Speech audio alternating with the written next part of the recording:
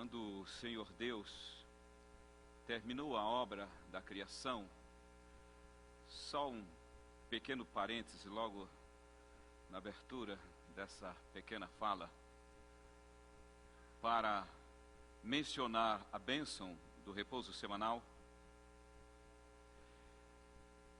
Adão está ansioso para assumir a sua história material, quando Deus mostra para ele um mundo recém-criado.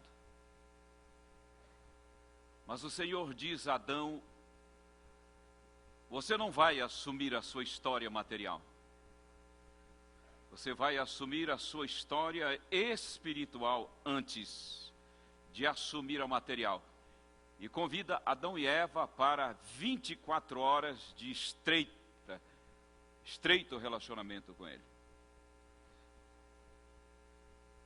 Só no final daquele primeiro sábado é que Adão assume a sua história material. O que o repouso semanal diz para nós? Que Deus tem primazia sobre as coisas materiais. Essa é a essência da teologia do repouso semanal. Não é apenas um dia, entre tantos, da semana para você obedecer. O Senhor estava dizendo a Adão e Eva e a toda a raça humana que as coisas espirituais, elas têm preeminência sobre as coisas materiais. Nos 6 dias, o Senhor Deus cria coisas materiais para um relacionamento material. Por isso a Bíblia define, ela fala do final da criação em 2 etapas. E havendo Deus terminado a sua obra no 6º dia, disse: está tudo bom, muito bom. Na sequência diz: havendo Deus terminado a sua obra no dia 7º, afinal, Ele terminou no 6º ou no 7º dia? Nos 2. No 6º dia, Ele dá por encerrada a obra material para um relacionamento material do homem. No 7º dia, Ele não cria nada de material, Ele só traz à existência o dia. Ele cria e coloca à disposição do homem o imaterial, para um relacionamento imaterial, tão somente espiritual. Esse é o princípio da teologia do repouso semanal. Ele pega esse 7º dia e o abençoa, isto é, enche-o de si. Ele santifica, separa para um fim santo e nos entrega com uma lembrança de que Ele é o Criador. Quando o pecado entra, esse 7º dia passa a ser um símbolo do repouso que nós encontramos em Jesus Cristo. Mais uma vez, então, feliz sábado. As coisas espirituais têm preeminência sobre as materiais. Se o mundo se beneficiasse dessas 24 horas de santidade, pouco estresse haveria.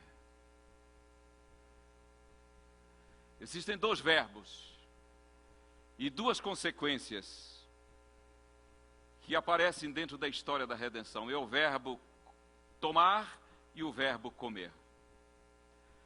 O verbo tomar fala a nós de uma oferenda e de uma recepção.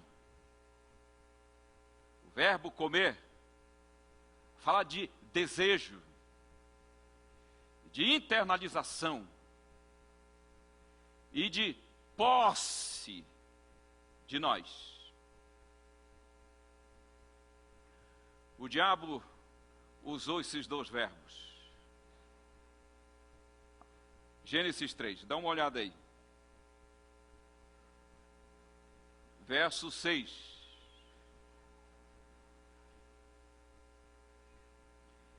E vendo a mulher que aquela árvore era boa para comer, agradável aos olhos, árvore desejável para dar entendimento,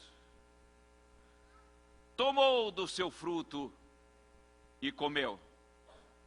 Deu também para o seu marido e ele comeu. Comeram morte.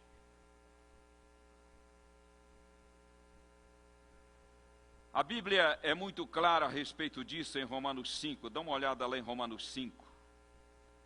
5:12 de Romanos.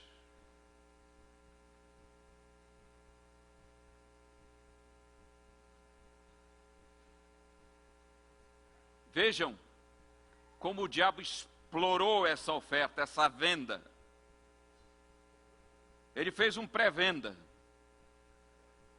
Disse que se eles tomassem e comessem, seriam como Deus. O mesmo complexo que ele teve no céu, traz agora para a raça humana. E vende o que ele sempre quis vender. A morte. Pelo que, como por um homem entrou o pecado no mundo, e pelo pecado a morte. Jesus falou desse querubim caído em João 10:10, chamando-o de ladrão, aquele que toma posse do que não lhe pertencia. O planeta e os seus habitantes. Jesus disse: o ladrão não vem senão a roubar e a matar. Toda a estrutura desse querubim caído, a sua estrutura mental, é de um criminoso e de um assassino. Essa bandeira de que sempre tem um pontinho de luz nas trevas, de que sempre tem um pontinho de trevas na luz, tudo invenção dele. Esses símbolos que tem por aí.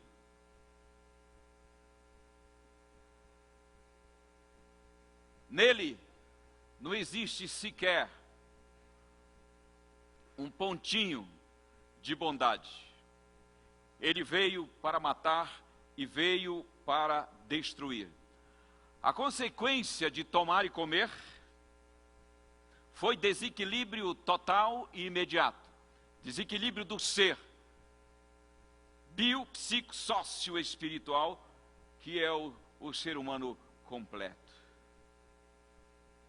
Do ponto de vista espiritual, o homem não tinha nem vontade, nem tinha desejo e nem poder de sair da situação onde imediatamente o pecado levara. Do ponto de vista social, começou a haver acusações entre o casal.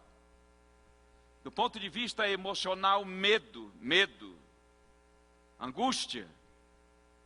E do ponto de vista físico, a presença do pecado imediatamente desequilibra o seu sistema de defesa. E eles começam a ficar expostos aos males que o pecado traz. Eles veem a natureza se desintegrando. Esse foi o resultado de tomar e comer. Aí vem Jesus Cristo. Ah, Jesus maravilhoso. 26 de Mateus.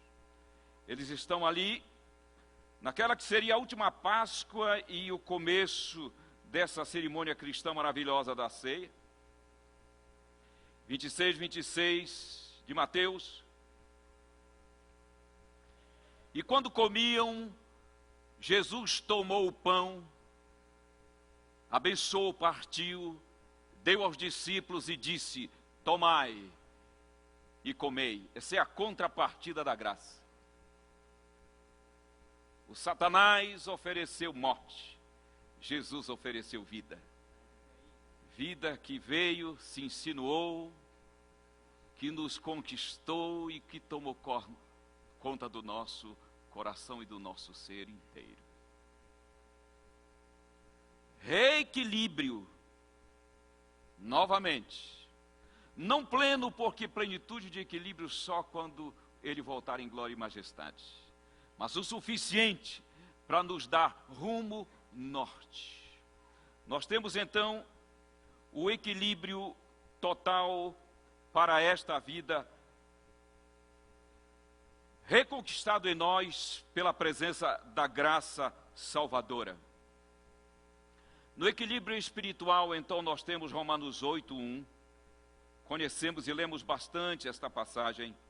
Romanos 8:1 diz: portanto, agora já nenhuma condenação há para os que estão em Cristo Jesus.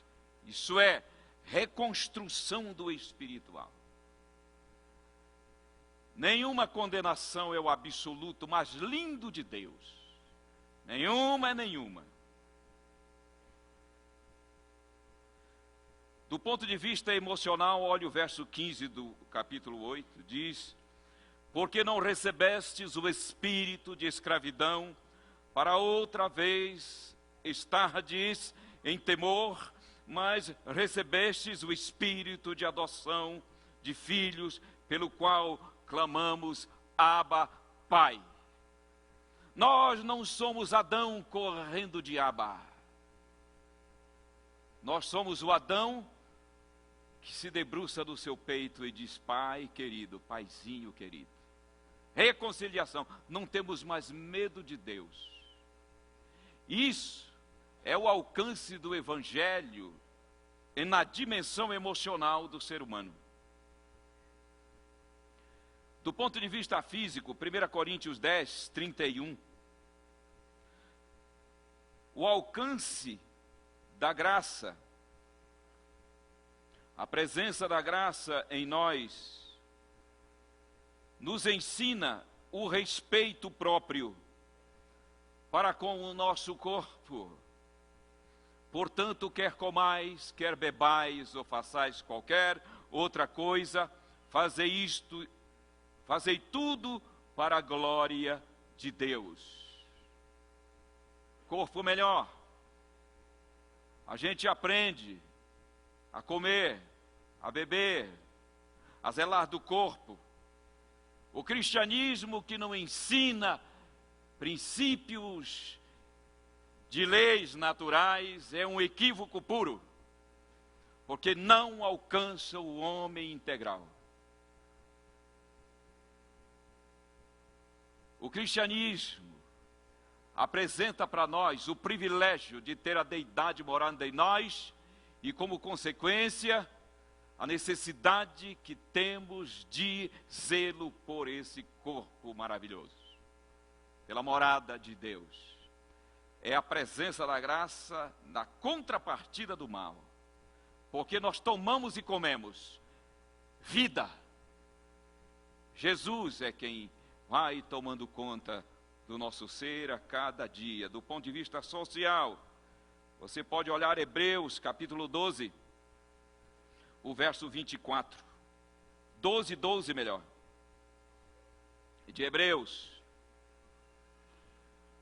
Porque Cristo, que é o príncipe da paz,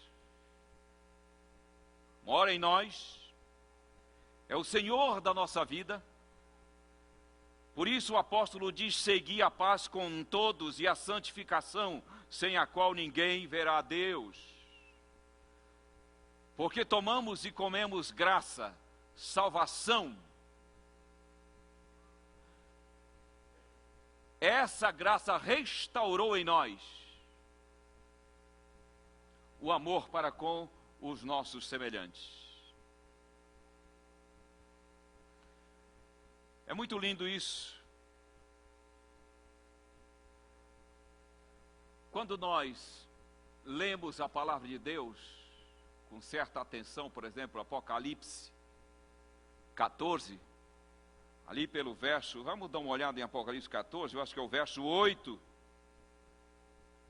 fala do ódio do diabo em envenenar a vida das pessoas. Verso 8. Outro anjo surgiu dizendo: caiu, Babilônia, aquela grande cidade que a todas as nações deu de beber do vinho da ira da sua prostituição. Babilônia, não vamos nos alongar nisso, é o símbolo da apostasia cristã, é o cristianismo mesclado com o paganismo. É esse cristianismo que podia até mesmo ser a síntese de todo o paganismo que recua dentro da história humana. Isso é Babilônia.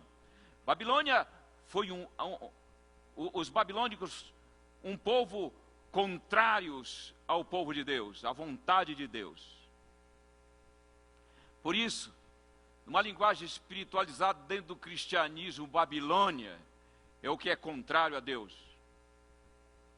Dar de comer e dar de beber é o papel de Babilônia, porque o inimigo deu de comer a perdição e a morte. O cálice das abominações de Babilônia representam todas as doutrinas dentro do cristianismo mescladas de paganismo. Não vamos nem listá-las aqui, mas eu quero destacar uma a propósito da semana. A proposta de que o homem pode alcançar Deus pelo seu esforço pessoal. Isso é a essência da dádiva de Satã e de Babilônia. Para passar um X em cima da cruz de Cristo. Nós aprendemos isso essa semana, ou reafirmamos isso, o aprendizado que já tínhamos. A proposta de Babilônia é que o homem haja para que Deus reaja. Jesus Cristo oferece o seu cálice dizendo: a ação foi minha, a reação é sua.